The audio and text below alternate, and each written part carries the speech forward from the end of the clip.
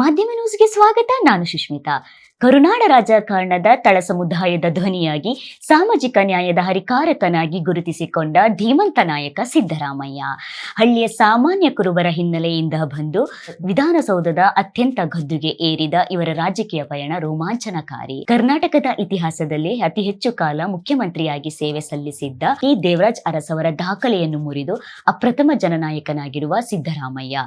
ಹಾಗಾದರೆ ಸಿದ್ದರಾಮಯ್ಯ ಯಾವಾಗ ಮುಖ್ಯಮಂತ್ರಿಯಾಗಿದ್ದು, ಅವರ ಸಾಧನೆಯ ಬಗ್ಗೆ ತಿಳಿಯೋಣ ಬನ್ನಿ. ವರುಣ ಎಂಬ ಪುಟ್ಟ ಹಳ್ಳಿಯ ಸಾಮಾನ್ಯ ರೈತರ ಕುಟುಂಬದಲ್ಲಿ ಜನಿಸಿ ವಕೀಲ ವೃತ್ತಿಯಿಂದ ರಾಜಕೀಯ ಬಂದು ಸಿದ್ದರಾಮಯ್ಯ ಅವರು ಇಂದು ಕೋಟಿ ಕನ್ನಡಿಗರ ಹೃದಯ ಗೆದ್ದು ಧೀಮಂತ ವ್ಯಕ್ತಿಯಾಗಿದ್ದಾರೆ.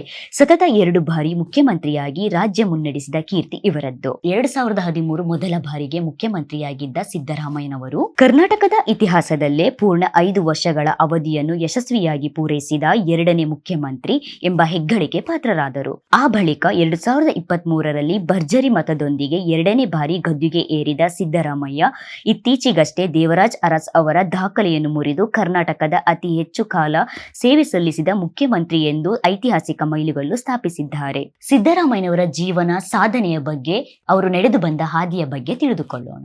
ಅಹಿಂದ ನಾಯಕ, ಅಲ್ಪಸಂಖ್ಯಾತರು, ಹಿಂದುಳಿದವರು ಮತ್ತು ದಲಿತರ ಹಕ್ಕುಗಳಿಗಾಗಿ ಹೋರಾಡಿದವರು ಸಿದ್ದರಾಮಯ್ಯ. ಅವರಿಗೆ ಸಾಮಾಜಿಕ ನ್ಯಾಯ ದೊರಕಿಸಿಕೊಟ್ಟ ಧೀಮಂತ ನಾಯಕ ನಮ್ಮ ಸಿದ್ದರಾಮಯ್ಯನವರು.